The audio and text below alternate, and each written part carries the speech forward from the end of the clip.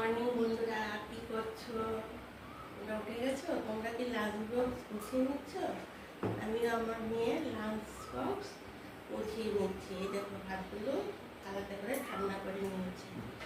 সময় মতো ঠান্ডা না করলে নষ্ট হয়ে যাবে। ভাতগুলো এখন নিয়ে নিচ্ছি। যা গরম পড়েছে, ভাত ও ঠান্ডা করে দিতে হবে, নাহলে আর ভাত খেতে পারবে না। তারপর আমি একটু নুন ছিটিয়ে দিচ্ছি, নাহলে এখানে আমি একটা পনির আলু দিয়ে, পনির পটল আলু দিয়ে একটা তরকারি, আজকে আমাদের ভেজ, আমরা সব ভেজ দেব।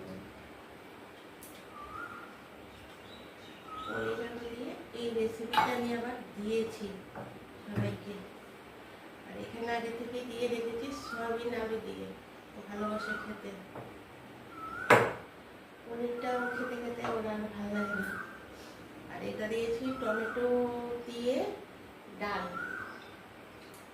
গরমের মধ্যে একটু ডাল খেলে হাতটা একটু ধুয়ে নিই।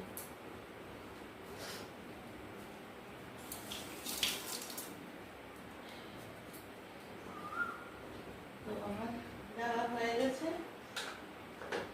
তোমরা তো জানোই আমি ফল খেতে চাই না, বলে ফল দিই না, নষ্ট করে ঘরে একটা তখন ভুল করে খেয়ে কেটে খাওয়াই। মিষ্টি খাবে না, দই খাবে না, তার জন্য এগুলো আজকে নিরামিষ খাবার, সব নিরামিষ দিচ্ছি। ভাতটা ঠান্ডা হয়ে গেছে, ভাতটা লাগিয়ে নিয়েছি। এটা হয়েছে একটা পনির দিয়ে, পটল দিয়ে, আলু দিয়ে লাগিয়ে দিয়েছি। সয়াবিন লাগিয়ে দিয়েছি। ভালো করে লাগাতে হবে, নাহলে কিন্তু পড়ে যাবে। ডালটা লাগিয়ে দিয়েছি।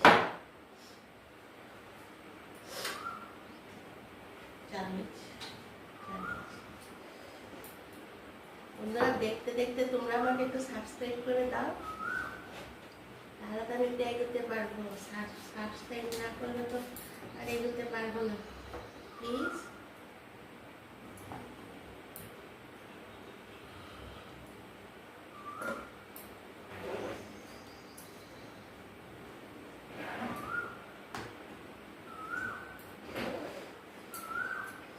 এই দেখো বন্ধুরা, আমার লাঞ্চ বক্স গুছানো হয়ে গেছে। তোমাদের কি পছন্দ হয়েছে?